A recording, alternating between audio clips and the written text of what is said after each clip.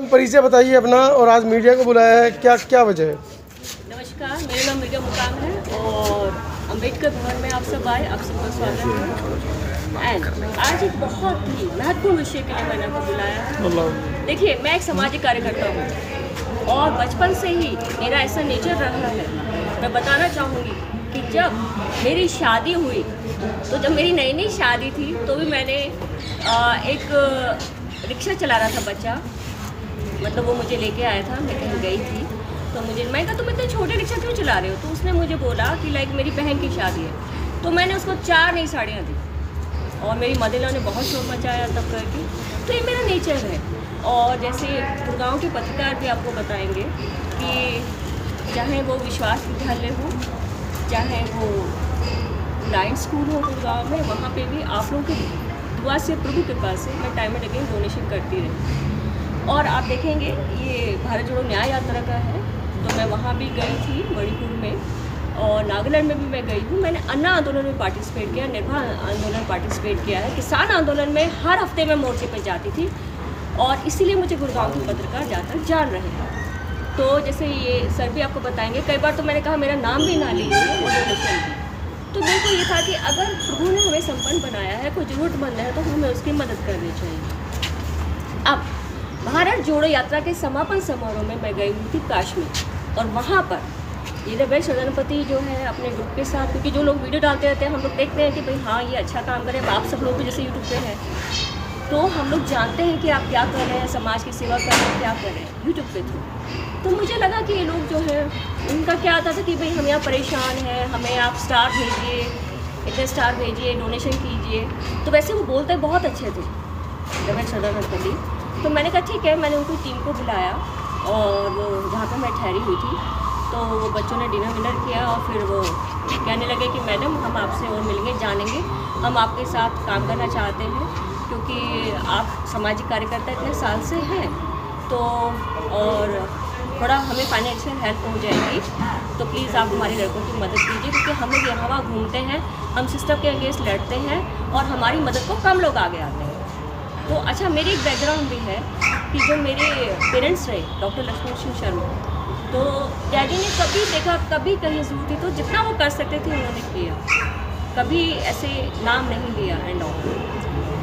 तो वही खून में कह लीजिए आप कि मेरे डैडी को रिजर्व बैंक ऑफिसर्स एसोसिएशन के हेड रहे, मैनेजर एसोसिएशन के हेड रहे, लेबर एसोसिएशन के हेड रहे, मतलब बहुत ना, मतलब आगे आके, और जो उनकी एज के लोग होंगे जो अम्बेडकर समाज से जुड़े होंगे वो भी उनको जानते हैं।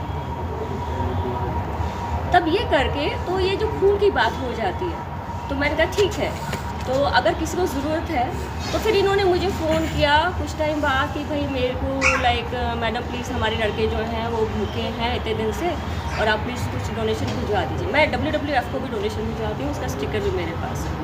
तो मैंने कहा मैं आपको बता रही हूँ कि कोई भी कहीं से आवाज़ आती तो आई ट्राई जितना मेरे से हो सकता है। तो उस समय मेरे पास फाइनेंसेस नहीं थी, मैंने अपने बेटे को बोला और भिजवाया 2 बार।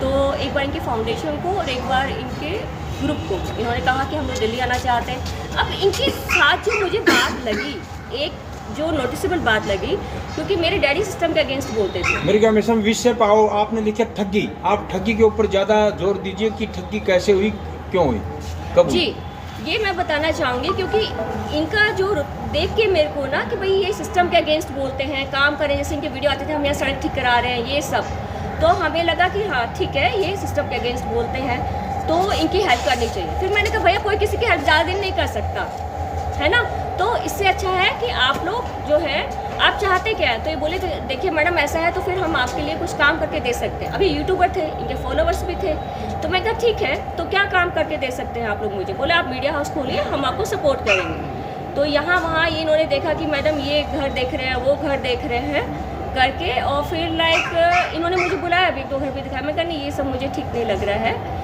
मैं जो चाहती हूँ रजिस्ट्रेशन प्रॉपर हो, प्रॉपर काम हो, जीपे वगैरह का मैं नहीं चाहती। तो बाई चांस मैं तब मकान बेच रही थी और मेरी मदर ने मुझे बोला कि तुमको कुछ कैश वैश भी चाहिए होगा तो मुझसे ले लो, भाई जो वाइट पेमेंट है आप उसको डिस्टर्ब ना कीजिए, आप अभी यहाँ पे मकान बेच रहे हैं, आप आगे कुछ खरीदेंगे तो मेरी कोई हेल्प हो सकती है तो आप लीजिए।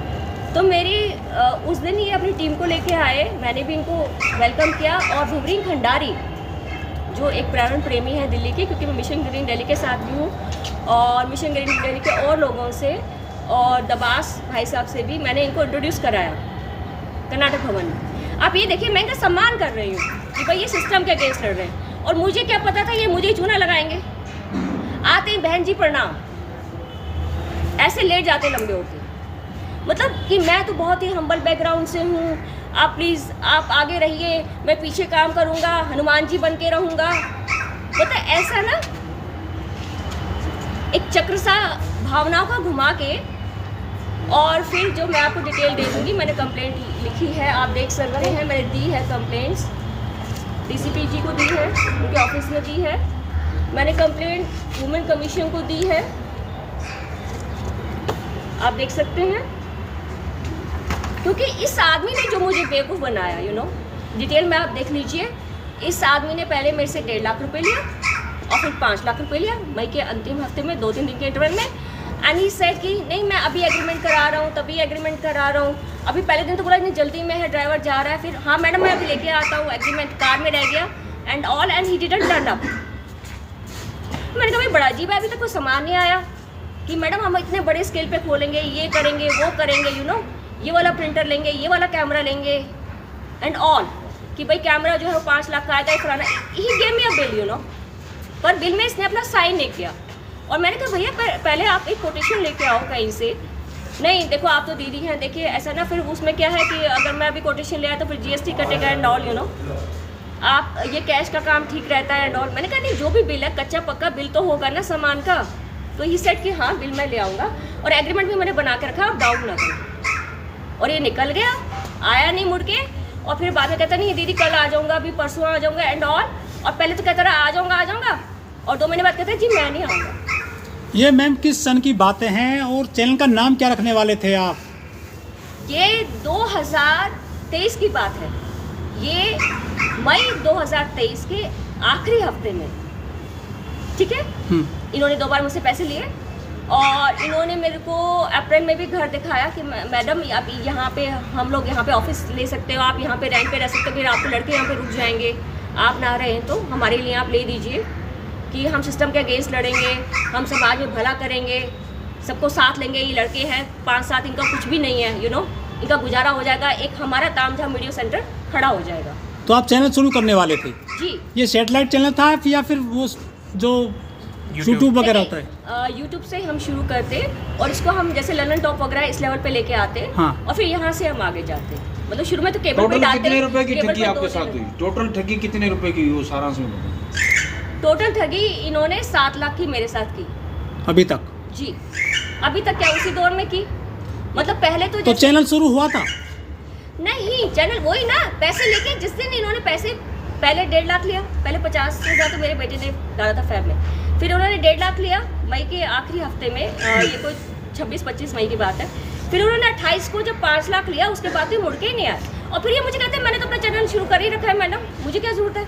तो मैंने कहा तो क्या तुम मुझे बेवकूफ़ बना रहे थे, तुम क्यों मुझसे मिलने आए, क्यों मेरे को, मतलब तुमने ऐसे कहा कि भाई दीदी आपका साथ मिल जाए, आपका आशीर्वाद मिल जाए तो पता नहीं हम क्या कर लेंगे। ये तो सामाजिक कार्यकर्ता बताते हैं खुद को। सामाजिक कार्यकर्ता बताते हैं, यूट्यूब पे इतना अच्छा बोलते हैं ये। तो आप इनके झांसे में गए? इनके वाणी प्रवाह से तो हम झांसे में आए, मेरी माता जी भी, क्योंकि मेरे डैडी का वाणी प्रवाह बहुत अच्छा था। हमें तो वही लगा ना, मेरे डैडी तो भगत सिंह के पुजारी थे।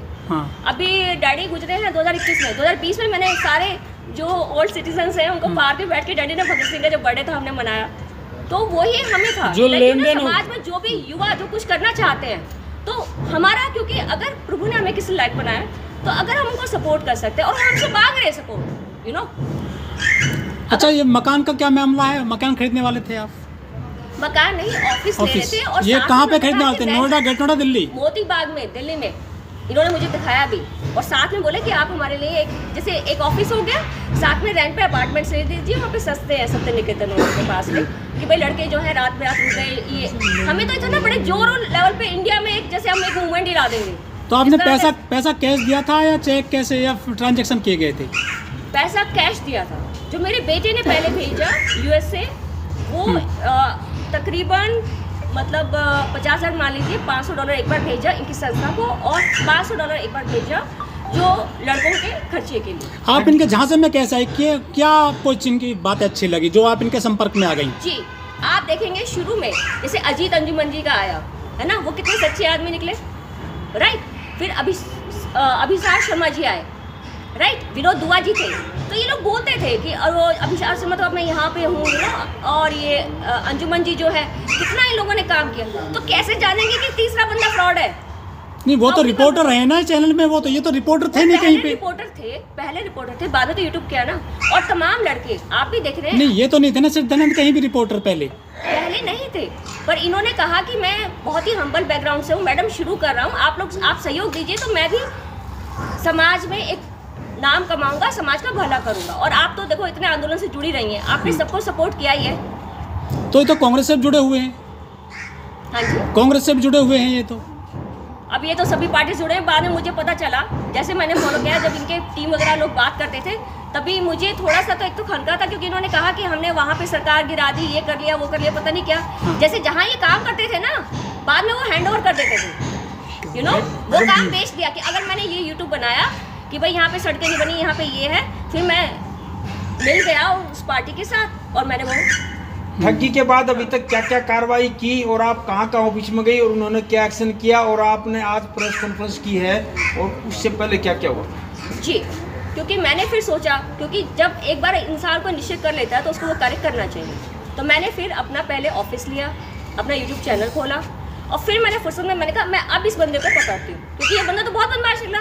देखिए, ऐसे जिंदगी में कई बार हुआ है, मैंने कई लोगों को पैसे दिए, ठीक है, उन्होंने लेट वापस किए या किसी ने नहीं भी कर पाए तो उन्होंने क्षमा मांग ली कि भाई मैडम ऐसा है कि भाई इतना पैसा वापस कर दिया, इतना रह गया, इट्स ओके। बट ये बंदा जो सरेआम उतर गया और कहता कि आप मेरा बिगाड़ क्या लोगे, तो ऐसे बंदे को, और जो समाज सेवी बनता है, ऐसे फ्रॉड को तो सबके सामने लाना चाहिए ना। लेकिन ऐसे तो बहुत सारे सामाजिक कार्यकर्ता हैं दिल्ली में या आसपास के शहरों में। जो भी सामाजिक कार्यकर्ता है, अगर वो खुलेआम दावा करते हैं कि हम सामाजिक कार्यकर्ता हैं, राइट, और अपनी टीम को मुझसे इंट्रोड्यूस कराते हैं, मेरे से हेल्प मांगते हैं, तो मैं तो थोड़ा बहुत हेल्प करना चाहूँगी। अच्छा, आपने इनके खिलाफ अभी तक शिकायत कहाँ कहाँ करी है ये फ्रॉड की? इनके खिलाफ मैंने शिकायत की, मैंने आपको बताया, मैं कमिश्नर ऑफिस गई, वहाँ शिकायत की है मैंने, वुमेन कमीशन के यहाँ पे गई हूँ, मैंने वहाँ शिकायत की है। और मैं कहाँ करती हूँ, और SHO साहब से मिली हूँ 3 बार। तो FIR हुई? FIR नहीं ना, तभी तो मैं SHO साहब से 3 बार मिल चुकी हूँ 1.5 महीने में। क्या कहते हैं पुलिस? पुलिस ही कहती है भाई इनको बुलाएंगे, अब ये बाहर हैं, इनके वकील करेंगे, वकील इनकी डॉटर इनकी वाइफ ही है शायद से, आई डोंट नो। इन्होंने मुझे बोला था मेरी वाइफ, पहले तो कहते थे मैं वकील हूँ, फिर कहते मेरी वाइफ वकील है, ये कहते थे मैं वकील हूँ। इसलिए मैंने इनको उस समय बुलाया जब मैं मकान बेच रही थी कि भाई जो एग्रीमेंट है उसको अच्छे से पढ़ लें। फिर कहते नहीं मेरी वाइफ वकील है। तो क्या कोर्ट जाओगे इनके खिलाफ अब आप? क्यों नहीं जाएंगे? चाहे देखिए, आज ये अम्बेडकर भवन में मैं क्यों कर रही हूँ, क्योंकि क्या है, इंसान को सच्चाई पे रहना चाहिए। अम्बेडकर साहब कहते थे डटे रहो, उस संविधान की रक्षा के लिए कहते थे। मैं सोचती हूँ मैं मिल गया मुकाम सामाजिक कार्यकर्ता, मैं दूसरों को क्या न्याय दिलाऊंगी अगर मैं खुद न्याय नहीं ले सकती तो। भविष्य में आप क्या चाहती हैं?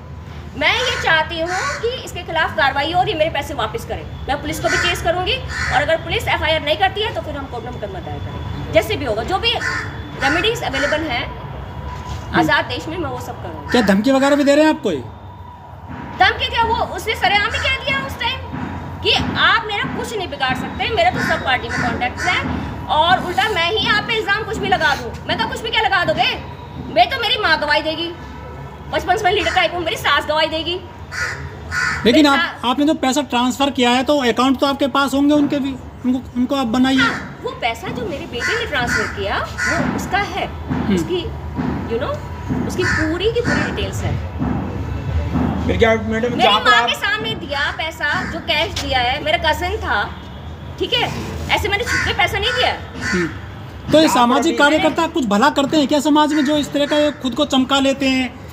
अब आप YouTube चैनल चला रही हैं। मैं तो एक बात जानती हूँ, जब 13 दिसंबर को, ठीक है, 13 दिसंबर को जब किसान आंदोलन बैठा है पहली बार शाहजहाँपुर में, वो पहले आ गए थे इधर सिंधु बॉर्डर में, पहले आ गए थे, ठीक है, शाहजहाँपुर में जब योगेंद्र यादव जी आए हैं मैं दैट वेरी डे मैं गई हूँ, मैंने मेधा पाटकर जी से मीटिंग की है और मैंने कहा कि आपको क्या चाहिए, तब उन्होंने बोला कि भाई जो whatever we can, you know, ऐसा कोई नहीं, मैं कोई इतना वो नहीं हूँ, बट जो भी मेरे सामर्थ्य में है। तो फिर मेरे पेरेंट्स से मैंने उनकी बात कराई थी और उन्होंने कहा कि जी अभी तो फिलहाल तो कुछ खाने पीने का हो जाए आसपास से, क्योंकि अभी तो हम आके बैठे हैं, 8:30 बजे की बात है रात की, मुझे आज भी याद है। तो ये बात नहीं है, कोई भी छोटी मोटी चाहिए, मान लीजिए हमने वहाँ पे कुछ भी अरेंज करा दिया, चाहे ब्लैंकेट्स है, XYZ, यू नो, शुरू में कितनी चीज़ें चाहिए होती हैं जब कोई डेरा डालते हैं, तो अब पंजाब के लोग तो लेके आते हैं, पर यहाँ के लोग लेके नहीं आए थे, उत्तर प्रदेश के। मिर्जा मैडम, हमारा लास्ट क्वेश्चन है, हमारा लास्ट राजस्थान क्वेश्चन है, सुनो आप। हरियाणा राजस्थान। मैडम, आप जहाँ बैठे हो, डॉक्टर अंबेडकर भवन, जिसने पूरे संविधान को बनाया है, जहाँ से लोगों को न्याय मिलता है, क्या यहाँ बैठकर आप न्याय की आशा रखते हो? क्या कहना चाहेंगे मीडिया को? मैं आप सब लोगों का धन्यवाद करती हूँ आप आए, और आप सब लोगों से गुहार लगाती हूँ कि मेरा सहयोग दीजिए, क्योंकि अगर मेरे जैसे शिक्षित स्त्री के साथ, मेरे जैसे शिक्षित वर्ग के साथ, और हम इंटेलेक्चुअल वर्क में भी आते हैं, यू नो, थ्रू आउट इतना अच्छा स्टडी किया है, सबसे अच्छा बिहेवियर है, कोई लेना नहीं, फालतू फंड का देना नहीं, अगर हमारे साथ भी ये बंदा फ्रॉड कर सकता है, तो बेचारे जो गरीब वर्ग है, यू नो, या जिनके कहीं अप्रोच नहीं है, उन लोगों को तो कितना बेवकूफ़ बनाते होंगे।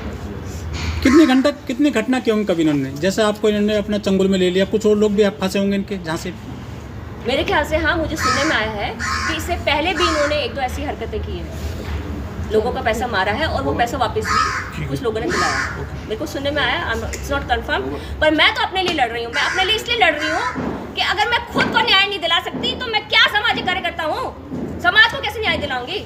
मैडम, लोगों ने इनके करैक्टर को लेकर भी कई बार आरोप लगाए हैं सोशल मीडिया पे, क्या आपके साथ कोई लम्हा ऐसा गुजरा है? देखिए, मैं तो एक बात बताती हूँ आपको सीधी सी, मेरी सास का एक कहना है मेरे बारे में कि 100 आदमी खड़े हो और रात का 1 बजा हो, ये लेडी ऐसी है, यू नो, इसके ऊपर कोई तारीफ नहीं बोल सकता, ये मेरी सास का कहना है। यस, जय हिंद, और प्लीज आप सहयोग कीजिए, ठीक है, मेरी आपसे गुहार है और रिक्वेस्ट है, क्योंकि मैं तो हैरान हूँ कि बहन कह के जो चरणों में लेटने वाले लोग अगर इस तरह करेंगे तो एक आम आदमी से, मतलब मैं तो फिर कल को हम किसी के बारे में कुछ सोच ही नहीं सकते, मतलब क्या रह गया देश में, मतलब राह चलते कि तो मैं मदद करेंगे सोच ही नहीं सकती। आप इस वीडियो के बारे में अपनी राय अवश्य दें तथा वीडियो को लाइक, शेयर और कमेंट्स साथ साथ चैनल को सब्सक्राइब करना न भूलें। धन्यवाद।